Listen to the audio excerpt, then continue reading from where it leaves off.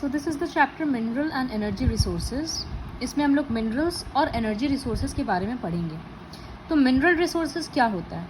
Minerals मतलब वो inorganic substance जो रॉक्स के अंदर हम लोगों को मिलता है, जैसे एल्यूमिनियम एक मिनरल हो गया। सारा मेटल्स नॉन मेटल्स मिनरल्स ही होता है। तो mineral and energy resources provide the foundation for economic and industrial development. जो भी इंडस्ट्रीज़ होता है, कंट्री का इकोनॉमिक ग्रोथ होता है, सब तो इन सब चीज़ों पे डिपेंड करता है। जो मिनरल्स, अगर मिनरल्स रहेगा तब हम लोग सफिशिएंट फॉर्म में इंडस्ट्रीज सेट कर पाएंगे। लोहा मिलेगा, आयरन मिलेगा, तभी तो इतना सारा इंडस्ट्रीज उस पर डिपेंडेंट है, वो सारा ठीक से काम करेगा। तो इसी तरह से अलग अलग मिनरल्स के ऊपर हम लोग डिपेंडेंट है। कंट्री का ग्रोथ डिपेंडेंट है। कोई भी कंट्री अपना स्टैंडर्ड ऑफ लिविंग बिना मिनरल्स और एनर्जी के नहीं बढ़ा सकता। जिससे एविडेंस है कि पहले लोग स्टोन एज में रहते थे, स्टोन यूज़ करते थे तो उनका लाइफ थोड़ा डिफ़िकल्ट था। कॉपर एक अलग मिनरल आया तो उनका लाइफ और बेटर हुआ। जैसे जैसे अच्छा मिनरल्स आते गया, उन लोगों का लाइफ और इजी होते गया। तो इससे समझ में आता है कि minerals and energy both the resources are very important for our sustenance. Earth के क्रस्ट में, मतलब अर्थ का जो सरफेस है, उसमें हम लोगों को मिनरल्स मिलता है। इनर कोर, अर्थ का जो सबसे अंदर वाला लेयर है, जो कि हम लोग ऑलरेडी पढ़ चुके हैं, क्रस्ट होता है, फिर मैंटल होता है, फिर सबसे अंदर में कोर होता है। तो सब चीज़ों में मिनरल्स प्रेजेंट होता है। All rocks contain certain types of crystals of naturally occurring chemicals called minerals. Naturally occurring chemicals होता है मिनरल्स। रॉक का कोई फिक्स्ड शेप या कोई डेफिनेट मिनरल कॉम्पोजिशन नहीं होता है। हर पत्थर ही तो है, हर पत्थर में अलग अलग तरह का मिनरल्स अलग अलग क्वांटिटी में प्रेजेंट होता है।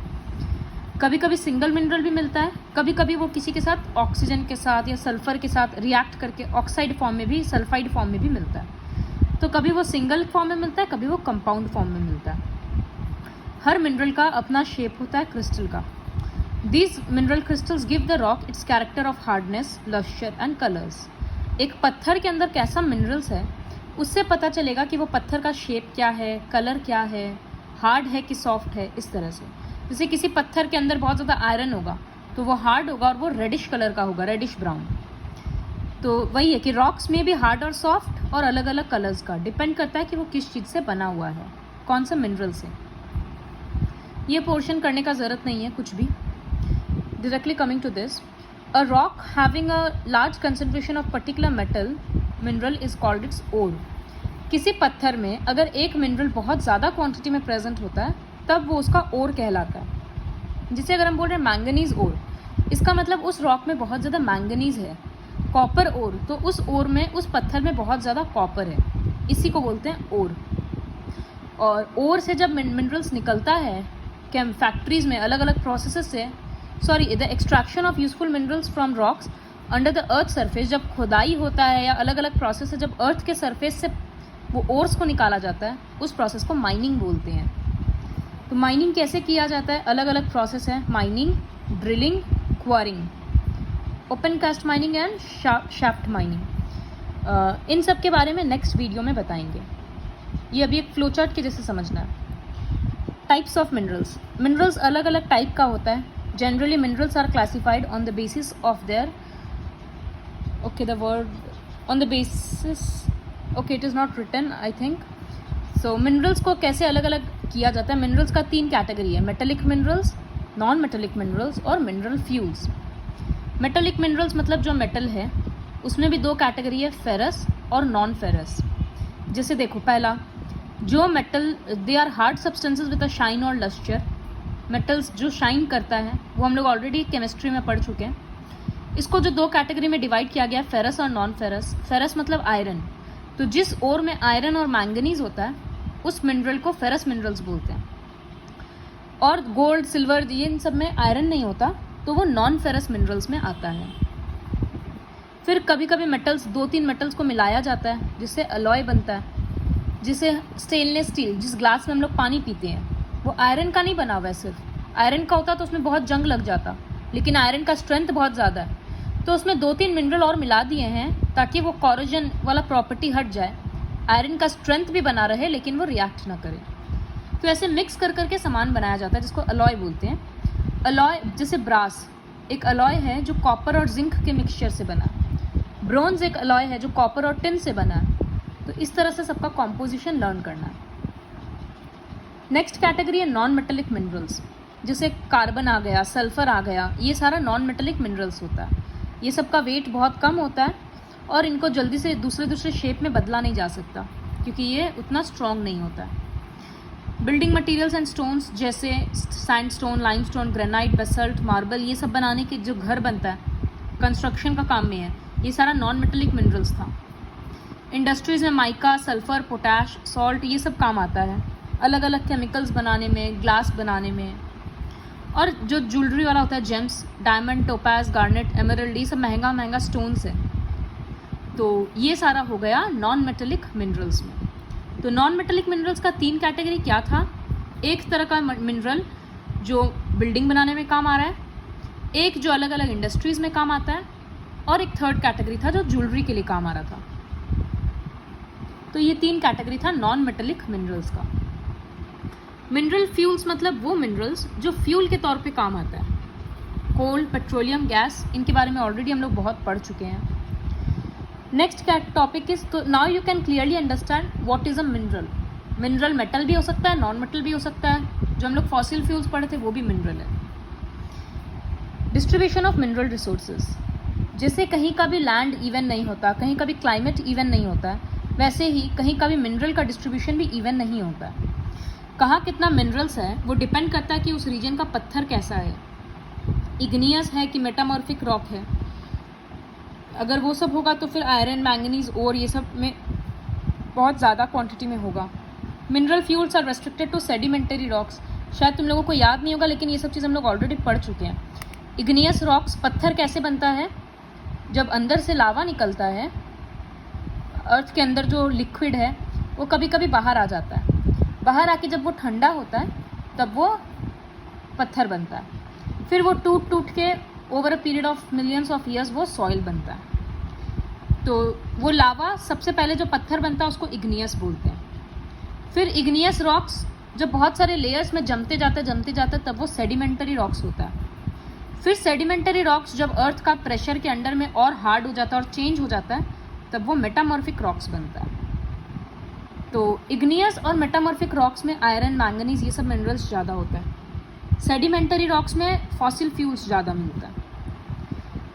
सच एजेंट्स ऑफ ग्रेडेशन, और हम लोग को पता है कि पत्थर कैसे टूटता है अगर उससे लगातार पानी टकरा रहा है, हवा टकरा रहा है, और वो सब चीज़ बहकर एक जगह से दूसरे जगह पे चला जाता है।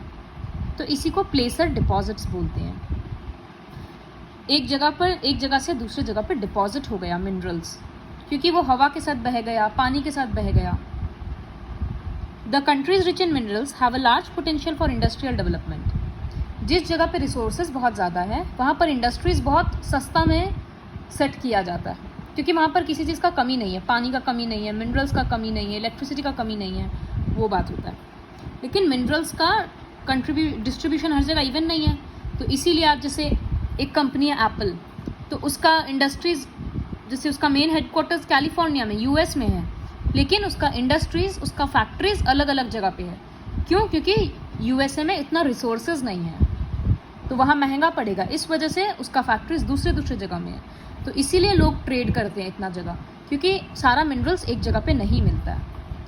ये मैप है जो बाद में करवाएंगे। वैसे इसमें है जैसे रेक्टेंगल इज फॉर आयरन, तो आयरन कहाँ ज़्यादा मिलता है? इंडिया में, रशिया में, यूएस में। देन कॉपर कहाँ ज़्यादा मिलता है? ऑस्ट्रेलिया में किस किस पार्ट में, वो ऐसे लर्न करना पड़ेगा। नेक्स्ट इज़ अलग अलग मिनरल्स के बारे में अगर पढ़ेंगे तो पहला मिनरल है आयरन। आयरन बहुत ज़्यादा इम्पॉर्टेंट है, क्योंकि आज कोई भी व्हीकल बन रहा है, ऑटोमोबाइल, रेलवे ट्रैक्स, रेलवे का डब्बा, इलेक्ट्रिक पोल, मतलब क्या चीज़ है ऐसा जो आयरन से नहीं बन रहा है। तो iron is of huge importance. Agriculture का सारा सामान, जितना भी मशीन है, सब में आयरन तो हिस्सा में होता ही है। आयरन का 2 और है, हेमाटाइट और मैग्नेटाइट। आयरन का डिस्ट्रीब्यूशन इवन नहीं है, ये कंट्रीज़ है जहाँ आयरन मिलता है, 2-3 कंट्री लर्न करना है। फिर कॉपर इलेक्ट्रिसिटी का अच्छा कंडक्ट करता है, तो ये इलेक्ट्रिकल गुड्स बनाने में बहुत काम आता है, जनरेटर्स में, वायरलेस सिस्टम में, तो इसलिए इसका इंपॉर्टेंस है। कहाँ पर कॉपर मिलता है वो ये सब जगह से पढ़ लेना। Next bauxite. बॉक्साइट एल्यूमिनियम का ओर है, इसका मतलब बॉक्साइट से एल्यूमिनियम बहुत निकलता है। एल्यूमिनियम वेट में बहुत हल्का होता है, तो ये एरोप्लेन बनाने में काम में आता है, और स्पेयर पार्ट्स ऑफ व्हीकल्स का अलग अलग पार्ट, जैसे टायर वगैरह में भी कहीं कहीं पर लगता है उस तरह से। एस्केलेटर बनाने में, विंडो का फ्रेम्स, जो भी स्लाइडर्स होता है, खिड़की होता है स्लाइडर वाला, सबका फ्रेम एल्यूमिनियम का होता है। घर का बहुत सारा सामान बनाने में ये सब चीज़ों में काम आता है। कहाँ कहाँ पर वर्ल्ड में मिलता है वो ऑलरेडी लिखा हुआ है। तो ये था डिफरेंट मिनरल्स का डिस्ट्रीब्यूशन एंड यूजेस। नेक्स्ट है, जैसे ये रॉ मटेरियल है कि आयरन ऐसा है, सामान क्या बना उससे, इस तरह से ब्रिज। एल्यूमिनियम का ओर है बॉक्साइट, उससे सामान क्या बना, एरोप्लेन। कॉपर है, उससे सामान क्या बना, electrical appliances. Distribution of minerals in India, ये लर्न करना पड़ेगा कि किस स्टेट में कौन सा मिनरल्स ज़्यादा मिलता है। इसमें समझाने का कुछ है नहीं। जैसे आयरन झारखंड, उड़ीसा, छत्तीसगढ़ ये सब में मिलता है। उसी तरह से बॉक्साइट मतलब एल्यूमिनियम कहाँ कहाँ मिलता है, कॉपर कहाँ मिलता है, वो सब लिखा हुआ है। तो सारे मिनरल्स का 2-3 स्टेट लर्न करना पड़ेगा। सॉल्ट भी एक मिनरल है, तो वो समुद्र के किनारे वाले जगह पे ज़्यादा मिलता है। फिर राजस्थान में 1-2 लेक है जहाँ मिलता है, हिमाचल प्रदेश के लेक्स में मिलता है, गुजरात में मिलता है। तो ऐसे करना है। मिनरल्स क्यों कंजर्व करना चाहिए? बिकॉज कोई भी रिसोर्सेज हम लोग कंजर्व करते हैं, लैंड है, वाटर है, सब कंजर्व करते हैं, वैसे मिनरल्स भी कंजर्व करना है, क्योंकि ये भी अर्थ में लिमिटेड क्वांटिटी में है तो एग्जॉस्ट हो जाएगा। तो minerals are exhaustible resources, limited है और हर जगह पे इवन नहीं है। और per head consumption of minerals is higher in developed countries. जैसे डेवलप्ड कंट्रीज़ वाले लोग फॉसिल फ्यूल्स ज़्यादा कंज्यूम करते हैं, वैसे ही वो लोग मिनरल्स भी ज़्यादा कंज्यूम करते हैं। तो सब जगह पे स्टेबिलिटी रखने के लिए, बैलेंस मेंटेन करने के लिए मिनरल्स को कंजर्व करना ज़रूरी है। तो कंजर्वेशन स्टैंड्स फॉर, ये डेफिनेशन होगा, sustainable development where a balance is maintained between the economic development and the utilisation of natural resources without causing damage to the environment. Conservation का मतलब ऐसा नहीं है कि अब यूज़ करना ही नहीं चलेगा, यूज़ करो, लेकिन उसको फ्यूचर के हिसाब से बचा के भी करो। और ऐसे भी सोचो कि अगर हम माइनिंग कर रहे हैं, फैक्ट्री में सामान बना रहे हैं, तो उससे इन्वायरमेंट को ज़्यादा नुकसान नहीं होना चाहिए। जैसे फॉलोइंग स्टेप्स हम लोग यूज़ कर सकते हैं मिनरल्स कंजर्व करने के लिए। Use efficient methods of mining and processing to minimise the wastage. कचरा कम से कम जाना चाहिए। जैसे आयरन ओर निकल रहा है तो उससे आयरन निकल गया, फिर जो रिमेनिंग वेस्ट है उसमें से भी सोचो कि कोई दूसरा मिनरल मिल सकता है क्या, या वो वेस्ट प्रोडक्ट कोई और काम आ सकता है क्या। Recycling of minerals, use and reuse of scrap, metallic waste, जो आज हम लोग मेटल्स का सामान फेंक देते हैं, कोई मशीन है पुराना फेंक दिए, उसको मेल्ट करके लोहा तो निकल सकता है ना, आयरन तो निकल सकता है। तो इस तरह से बार बार रीयूज़ करना चाहिए। जैसे पेपर रिसाइकल होता है वैसे उसको भी रीयूज़ करना चाहिए। Substituting the use of scarce mineral by those found in abundance, जो मिनरल का कम है जो मिनरल, उसको यूज़ को कम कर दें, और जो ज़्यादा में इजीली अवेलेबल है उसका यूज़ को बढ़ा दें। तो वही उससे जो कम मिनरल कम क्वांटिटी में है वो ख़त्म नहीं होगा। तो this was all about minerals and their conservation.